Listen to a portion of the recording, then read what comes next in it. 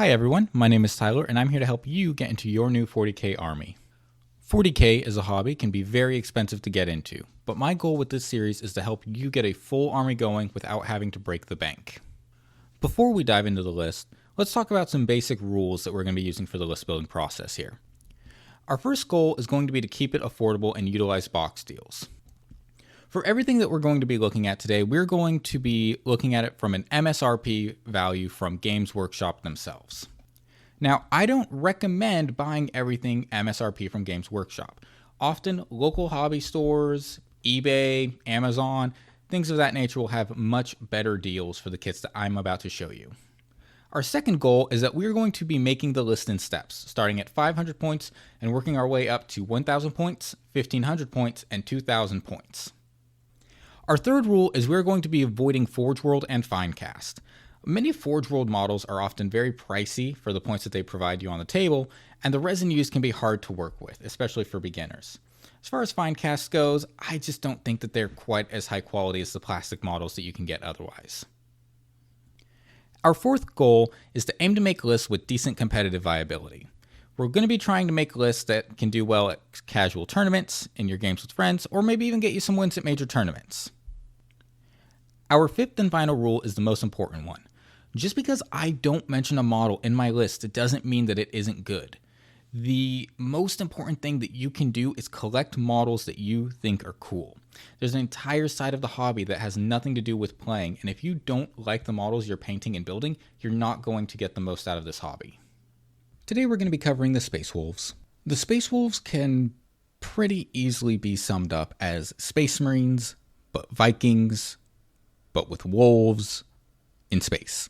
There is a big focus on characters within Space Wolves lore, as the deeds that an individual performs are regaled as stories to be passed down to future generations.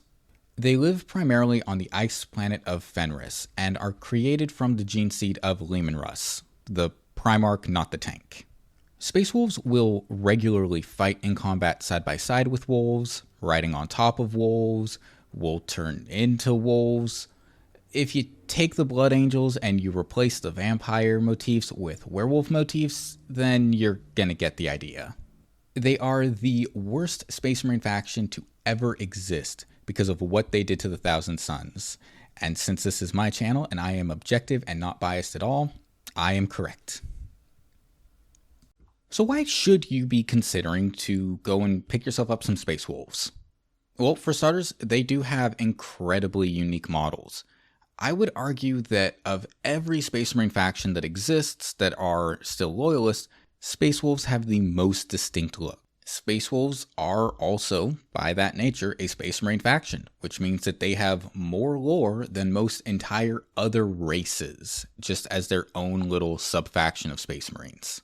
They do also tend to be very good in melee and quite fast with a lot of their units. This can be very good for new players who are worried about trying to learn about sightlines, and also potentially players who don't want to worry about a slow army being a little bit harder to play the objective with. They also have a very wide range of units, from very expensive units that can wind up being very big powerhouses to incredibly cheap units that can be thrown away at your discretion to perform secondaries, tie things up in melee, bait something out from behind cover to get onto an objective, things like that.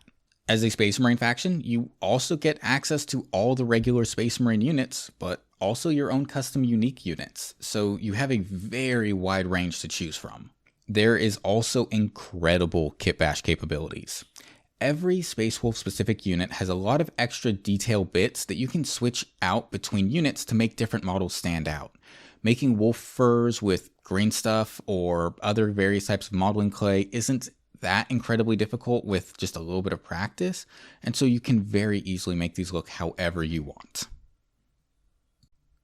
But just like with every faction, there are of course reasons to avoid collecting Space Wolves for yourself. While they have a lot of very cool motifs between the wolf motifs, the Norse motifs, and the ice motifs, these can be very polarizing. You may love wolves but not care for Norse Vikings, or you may love the ice but then not really want a bunch of wolves in your army.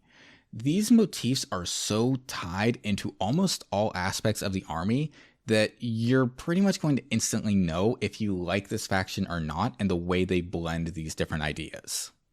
Also, I get that the name of the faction is Space Wolves, but there are just way too many wolves in Space Wolves. You have wolf mounts, wolf companions, wolf marines, cyber wolves, wolf terminator, wolf lord on Thunderwolf. We get it, you're Space Wolves, but salamanders don't have a bunch of lizards running around with them. You can kind of dial it down a notch.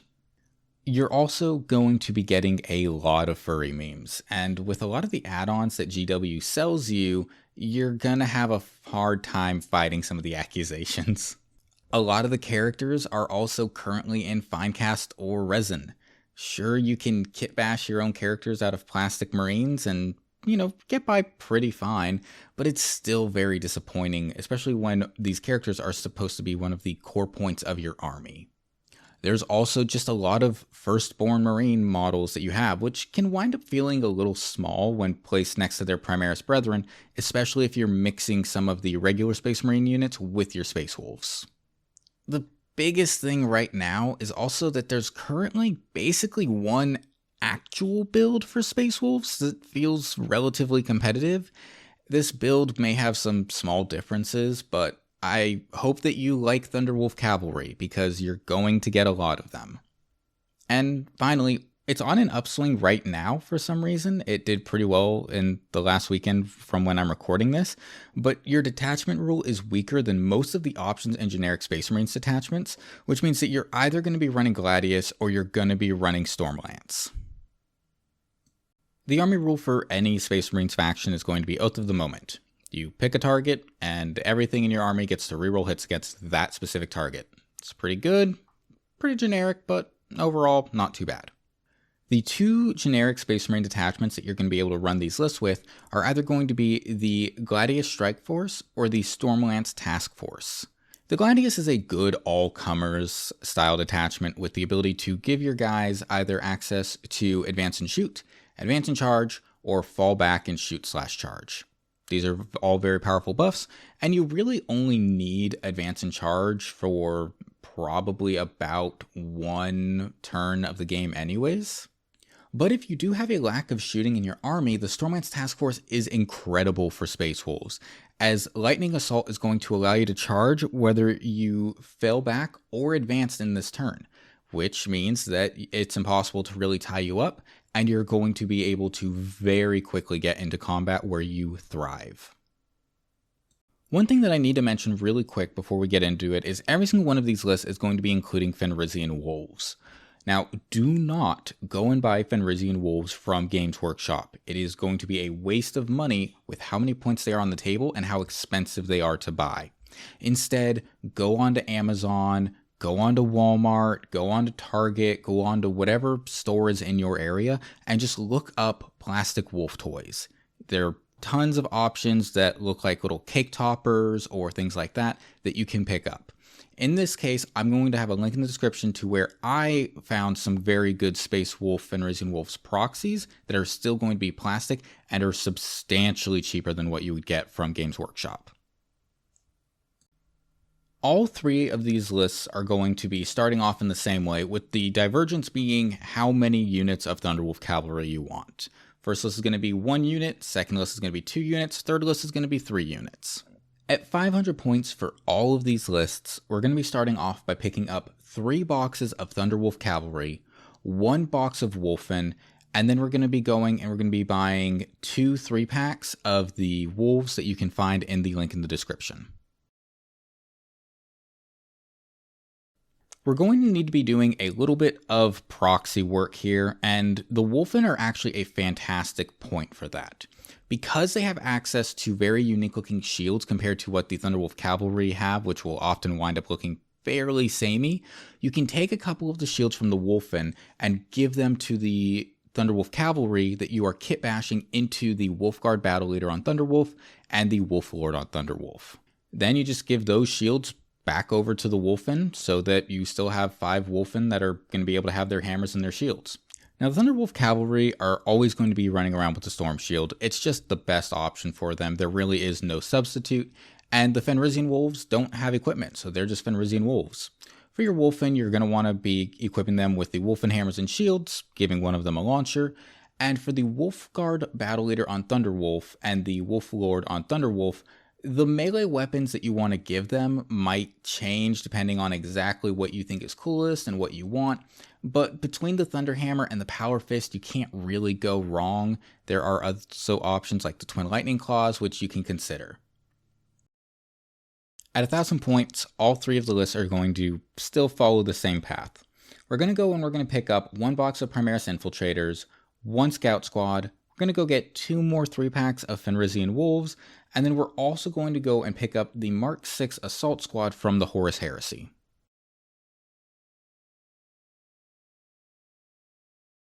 This is going to give us a list that at the beginning is going to feel a little bit like random bullshit go, but it actually kind of has a interesting purpose to it.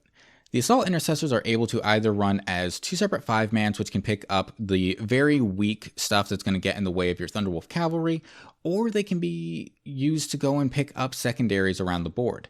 You can also put them in one big 10-man and have them be a much bigger threat to more medium-sized armies. The Infiltrator squads are still very useful pieces. They're able to hold your backfield and keep you protected in the midboard. And your Scout squads are going to do a good job of getting those early tie-ups so that your Thunderwolf can hit the enemy on their side of the board. The Fenrisian Wolves are going to be able to go through buildings and are very disposable for secondary fodder, but also using as strategic reserves to come into the backfield towards the end of the game. At 1,500 points, what we're going to do is we're going to go pick up one more box of Wolfen to make it a 10-man overall. We're going to pick up a Venerable Dreadnought. And then because this is looking at only having 1 unit of Space Wolves, we're going to be diversifying and picking up some shooting to help keep us better protected and kind of have a more balanced army in the form of a Vindicator and a Ballistus Dreadnought.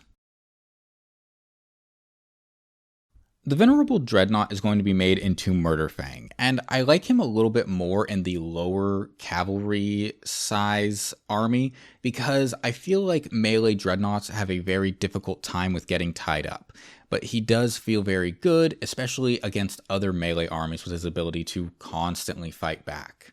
The Wolfen are going to just go in one big 10-man because 10 Wolfen can be very hard for a lot of people to deal with, especially when they start coming out through the walls since they are not mounted and are able to actually go through those. And then the Ballistus Dreadnought is just a good overall shooting platform, and the Vindicator is solid as well. The Vindicator can be replaced with pretty much any other shooting platform. It could be another Ballistus Dreadnought, it could be a Redemptor Dread. You just have to shave a couple points here or there. At 2,000 points, because this is that more balanced style, we're going to have a very, very easy time here. Just go and pick up 2 Primaris Redemptor Dreadnoughts, and you're going to be set.